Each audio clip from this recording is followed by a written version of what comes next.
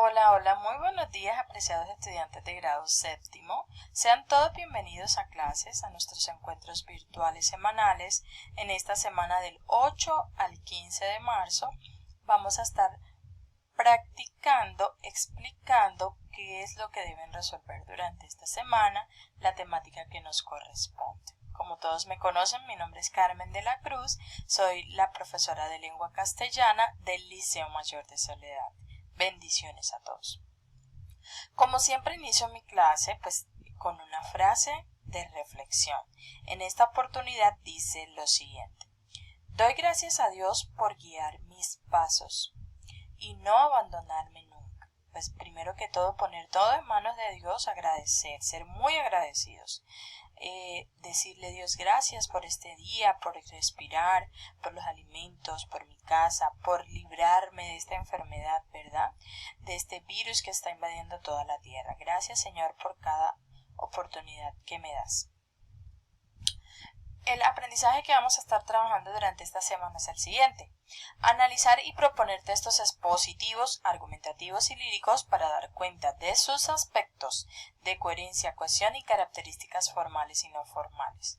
Entonces, como bien ustedes lo saben, durante todo este primer periodo estamos trabajando textos informativos, narrativos, expositivos, todas las tipologías textuales, cuál es la función de cada uno, cuáles son las características formales y no formales de cada uno y qué debemos hacer, emplear, qué estrategias emplear para que tenga coherencia y cohesión nuestros textos, ¿verdad? A la hora de escribirlos.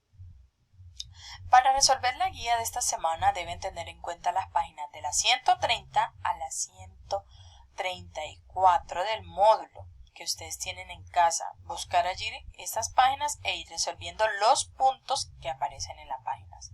Los puntos que no aparezcan en las páginas de la guía por resolver, no deben resolverlo, ¿verdad?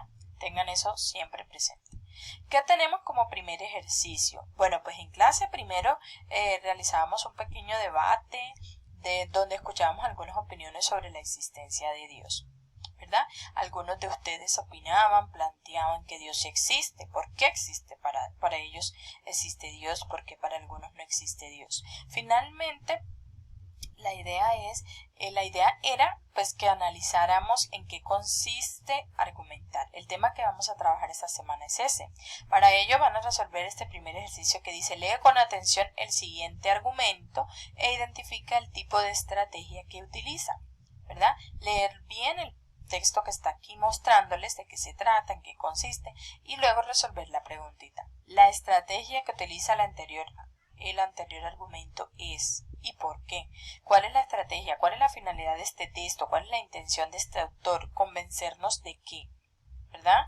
¿Qué argumentos está usando para convencernos? Y muchos pues caíamos en cuenta cuál era la tesis principal de este autor, cuál es la idea principal, cuáles son los argumentos que él tiene para convencernos de qué nos quiere convencer este texto. Entonces esa es la primera parte. La segunda parte pues son las estrategias argumentativas. Ya vamos a conceptualizar un poco más en tema, entrándonos un poco en qué es argumentar, qué son los textos argumentativos. Pero recordarles que argumentar tiene la función principal de convencer. Estos son los textos argumentativos. Los textos argumentativos se encargan de convencer. Tienen la función principal es convencer, persuadir, que es sinónimo de convencer. ¿Cómo así? Pues el autor plantea sus opiniones, sus ideas respecto a una temática. Pero la idea principal de él es convencer al público de algo, de ese tema, de esa posición que él tiene respecto a ese tema. Por ejemplo, estamos hablando de que Dios existe o Dios no existe. Pues cada uno de ustedes tendrá su posición, ¿verdad? Su idea de que Dios existe. Otros pensarán Dios no existe. Pero la idea no es solo decirla y exponer la idea, sino también decir por qué, argumentar el por qué Dios existe. Si yo pienso que Dios existe, pues ¿por qué Dios existe? ¿Cuáles son esas razones? ¿Cuáles son esas pruebas, esas evidencias que van a convencer al resto del mundo de que Dios existe? Pues si yo digo que Dios no existe, pues ¿cuáles son las razones? ¿Cuáles son esas evidencias? ¿Cuáles son esos argumentos que yo tengo para decir Dios no existe por esto, esto y esto? Miren esta prueba, miren lo que ocurre aquí, esto es pura falsedad, esto y esto y esto. Todas esas razones que yo utilizo para convencer al público de algo se llama argumentos. Son las pruebas, son las razones de peso que yo utilizo para persuadir al público, ¿verdad? Eso es lo que hace un texto argumentativo. Se vale de una serie de razones para convencer. Tiene una serie de estrategias argumentativas como las que tenemos aquí, que vamos a leer y aprender un poco más puntualmente en casa, ¿verdad? Sobre cuáles son esas estrategias argumentativas.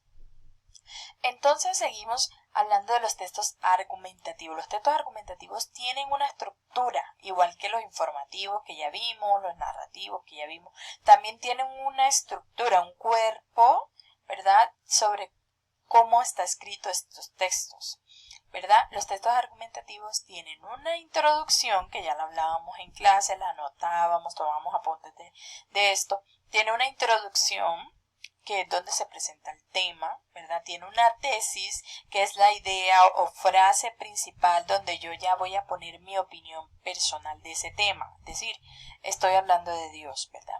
Dios, un ser supremo, importante en la historia de la humanidad, y presento el tema. Luego allí mismo voy a plantear en una frase clave que llame la atención del lector, voy a plantear mi tesis.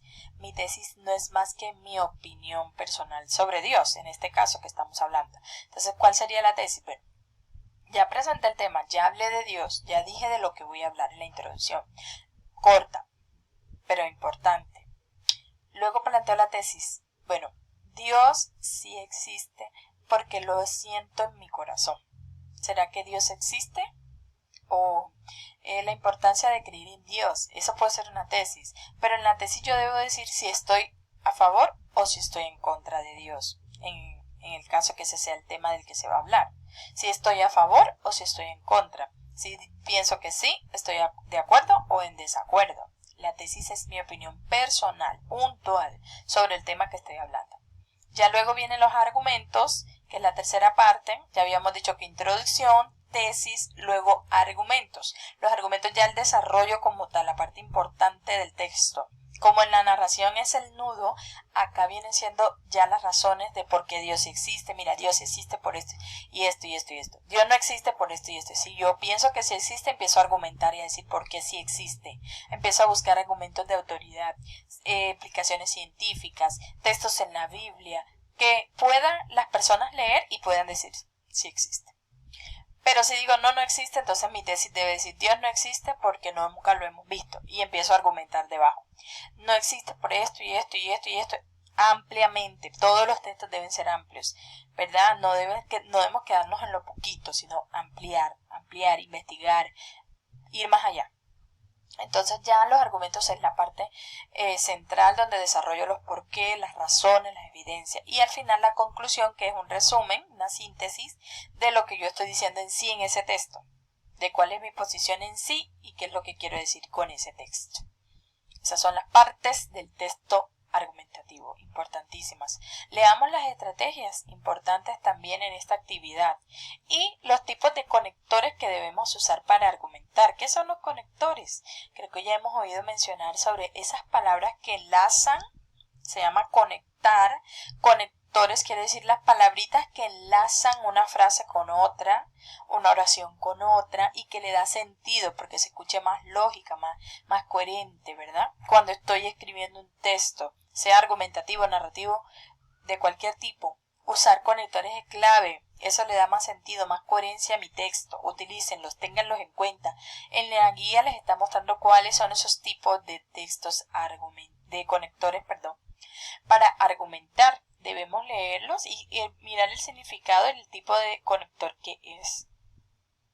Está un ejercicio que hicimos en clase sobre los conectores. ¿Cuáles creen ustedes de estos que están aquí?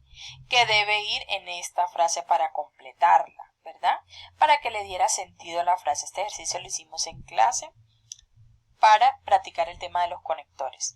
Luego ya la actividad de afianzamiento, que usted debe leer cada uno de estos textos que les presenta la guía. Este que tienen aquí, leerlo y señalar cuál es la tesis de cada uno de esos textos. ¿Cuál es la idea la posición que tiene el autor de cada uno de esos textos. El texto de arriba lo escriben aquí cuál es la tesis principal, el texto de abajo también les muestra cuál es la tesis principal de ese texto. Explicar cuál es la posición del autor y los argumentos que usa para plantear esa tesis.